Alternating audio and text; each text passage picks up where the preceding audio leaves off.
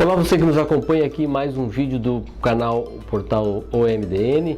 A gente vai hoje conversar novamente aqui com o nosso especialista em negócios internacionais, Marcelo Raupp. Tudo legal, Marcelo? Tudo legal, tamo aí. Antes de começar o vídeo e começar a conversa, eu quero te convidar a se inscrever em nosso canal, dar um like aqui nesse vídeo para não esquecer e também ative o sininho. Dessa maneira você vai ser avisado sempre que um novo vídeo entra aqui no nosso canal. Bom, como você sabe, a gente aborda por aqui sempre assuntos ligados ao comércio exterior, a negócios internacionais, algumas orientações para você. Uma das dúvidas que o pessoal tem quando vai importar, Marcelo, é na hora de pagar o frete. Tá certo? É isso mesmo? É isso mesmo, é uma das dúvidas, né, Rafael? Qual o Incoterm? Qual o Incoterm é o melhor? Qual é o melhor Incoterm na hora da importação, Marcelo?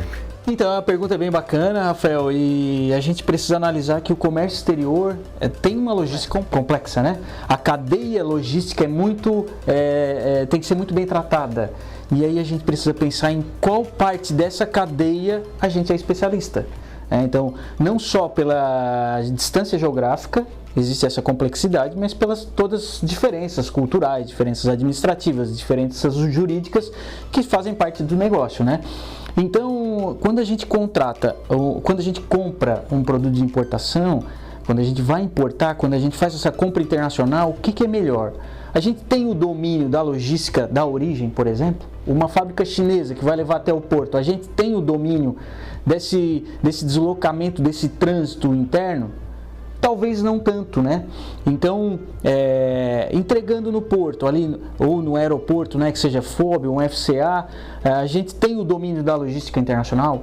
Aí sim, provavelmente, se a empresa não tem isso, certamente vai ter uma assessoria que domine esses aspectos. E aí, consegue contratar um frete com melhores condições e não só em valores, mas em serviços também, por aquilo que precisa, né?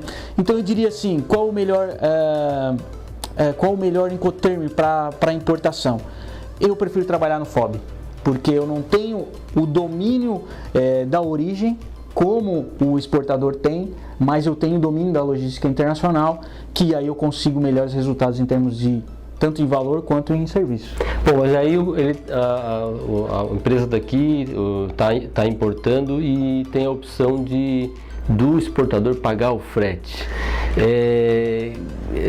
Eu acho que quem está importando pode achar que está ganhando aí na negociação. Tem uma pegadinha nisso. É uma pegadinha, tu bem falaste, Rafael, porque muitas vezes na negociação internacional eu sempre digo para as empresas, negociar valores numa compra sem tratar de Incoterm não está falando nada, porque pode tratar um valor e chegar no momento o Incoterm ser aquele que o exportador define. Então a negociação internacional ela tem que estar diretamente vinculada ao Incoterm, porque é até onde o exportador vai levar ou até onde se dividem as responsabilidades. Então muitas vezes eu vejo as empresas pensando assim, o cara está pagando frete, bom para mim. Na verdade, ele não está pagando frete porque ele me achou bonito ou porque ele paga pelo negócio. Então, aquele frete que ele pagou, ele está repassando na invoice. A gente está pagando indiretamente aquele frete. Só que o que acontece? A gente não tem o domínio do frete internacional em si, do serviço e outras particularidades, né? Então, coisas que são importantes além do valor. Transit time, quanto tempo de porto a porto, demurrage. Quanto tempo eu tenho para utilizar o container quando chegou, né? Percentual sobre o PETAX, os armadores, os agentes de carga consideram um percentual sobre o PETAX na cobrança. Qual aquele valor? Quais as despesas de destino? Porque muitas vezes o cara paga o frete internacional, mas todas as despesas de destino são pela conta do importador. E essa conta pode ser alta muitas vezes. Então, esse aspecto tem que ser considerado. Muitas vezes o exportador está oferecendo um frete, mas aí é uma perda significativa depois dos outros aspectos.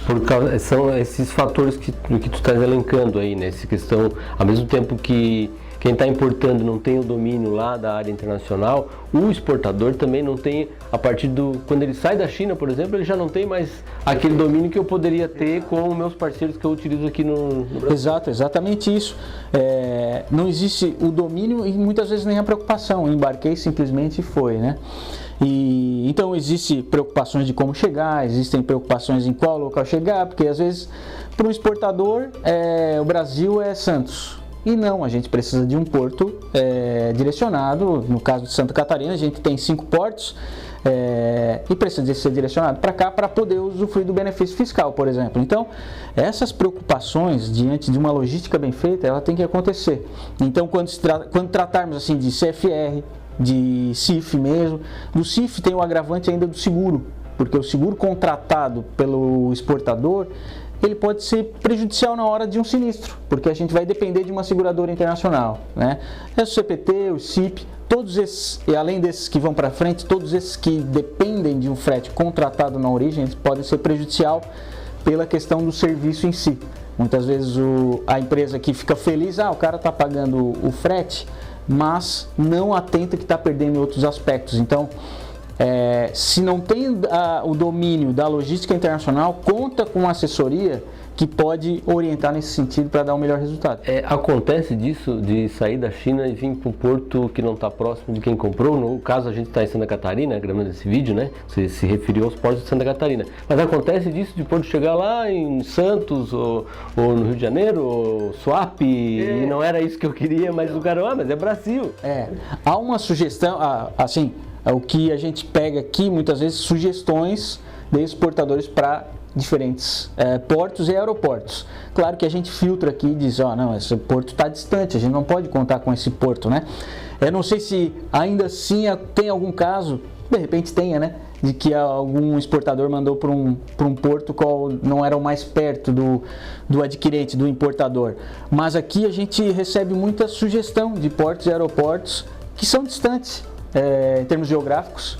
Embora seja o melhor valor de frete para Santos, se a gente fizer tudo em Santos, certamente vai ser prejudicial por conta do frete complementar que tem que se fazer e da tributação também. Diante da tua experiência também, tem como estimar em termos de porcentagem quanto que isso influencia no valor de uma exportação, dependendo obviamente do que está importando, do valor agregado que tem, do produto, quanto que isso incide em termos de porcentagem no processo, Marcelo? Em termos percentuais é bem difícil, Rafael, porque são diversos valores agregados, né? Diferentes valores de frete também, dependendo da origem. A China, por exemplo, ela oscila muito conforme a demanda. Então tem altas demandas que o frete vai lá em cima. Em outros, baixa demanda, ele desce um pouquinho. Então, em termos percentuais, não dá para ter essa noção. Mas o frete é uma informação muito importante, porque além de ser um desembolso, ele entra na base de cálculo dos tributos. Então, certamente é um valor importante a ser considerado. Por isso, esse detalhe, né? Se atentar e não achar que, olha, porque está ganhando frete, talvez é o melhor. Ter essa orientação, ter essa noção de que ter esse controle, principalmente, sobre o que vai acontecer no transporte, acho que é fundamental e determinante, né? Exatamente isso.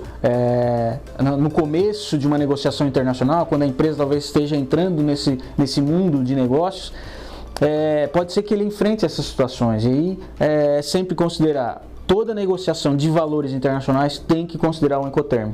Valor por si só não quer dizer nada, né? E depois, se o exportador estiver oferecendo frete, dá uma olhadinha, verifica com uma assessoria, porque realmente o que parece um bônus pode ser um ônus no final. Legal, Marcelo, eu espero que a gente tenha contribuído com essa informação de qual é o melhor Incoterm na hora da importação. Se você tiver alguma história para compartilhar, deixa aí nos nossos comentários. Alguma dúvida, alguma pergunta para um novo vídeo, deixa aí o seu comentário embaixo e participe aqui do nosso canal. Marcelo, muito obrigado pelas suas dicas. Obrigado. A gente se encontra no próximo canal aqui no portal OMDN. Sempre lembrando, deixa o like no vídeo, inscreva-se em nosso canal e ative o sininho para ser avisado das nossas atualizações. Até o próximo.